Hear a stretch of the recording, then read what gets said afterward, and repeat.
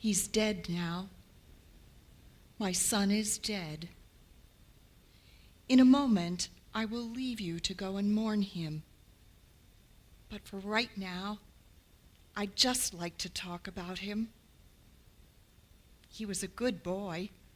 Oh, he got into the usual childhood scrapes, and I sometimes thought that trouble sought him out even as an adult.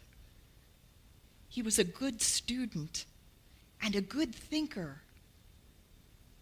Perhaps because of the special circumstances of his birth, I might have spoiled him a little. He loved his family, his friends, and his country. He was kind, though a bit of a puzzle. And he was an easy target for those who were looking for a villain.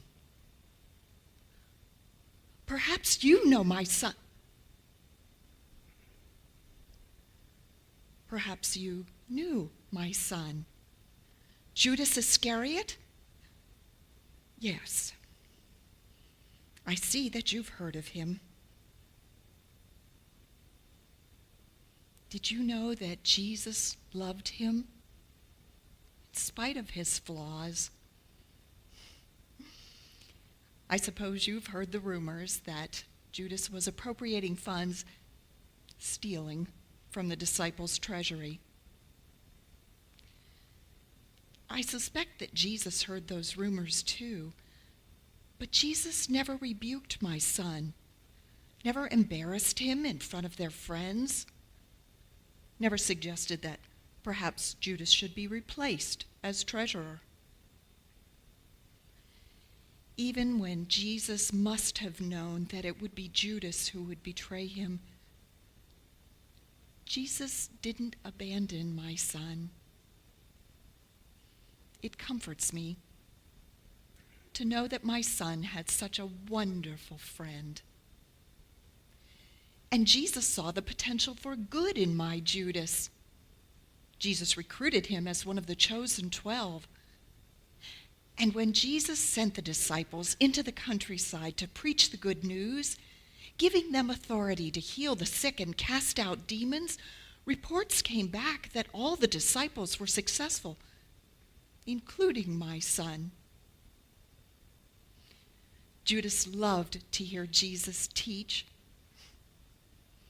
Intellectually, I think he understood the messages, but I'm not sure he grasped the spiritual implications of those lessons.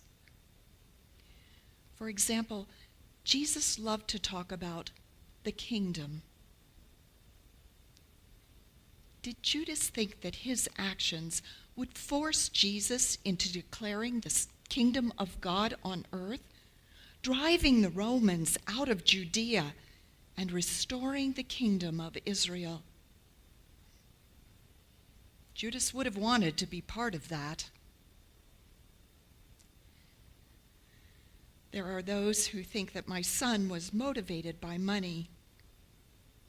They cite as evidence his stealing from the treasury, the time he ridiculed the woman who anointed Jesus with costly perfume, which she could have sold and used the money to buy food for the poor, and of course, the 30 pieces of silver.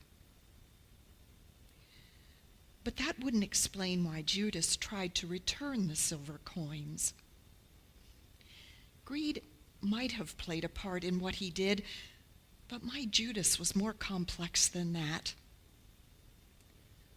I suppose patriotism could have played a role, and ambition, and possibly even misguided loyalty. Whatever his reasons, I think Judas had convinced himself that he was doing the right thing. When it became obvious that his actions would lead to have Jesus condemned to death, that's when he fully realized what he had done.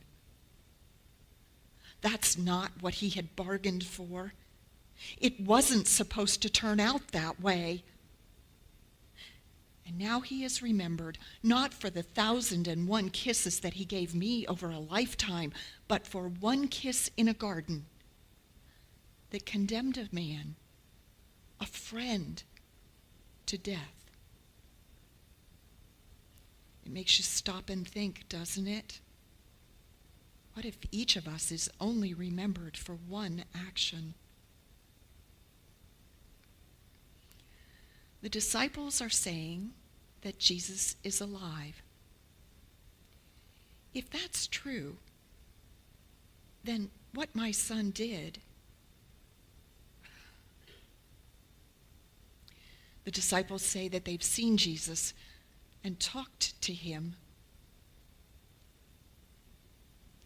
If only Judas had waited for just 3 days, then he too could have seen Jesus and talked to him.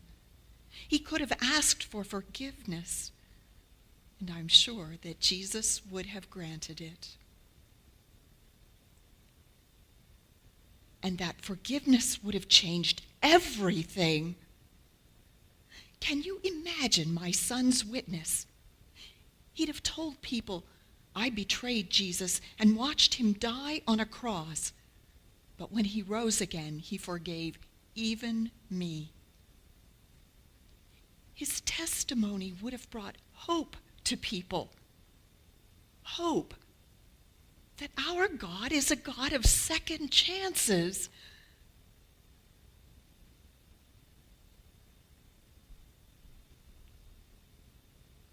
But he's dead now. My son is dead. There is no hope for him. But maybe, if Jesus really is alive, there is hope for you and for me.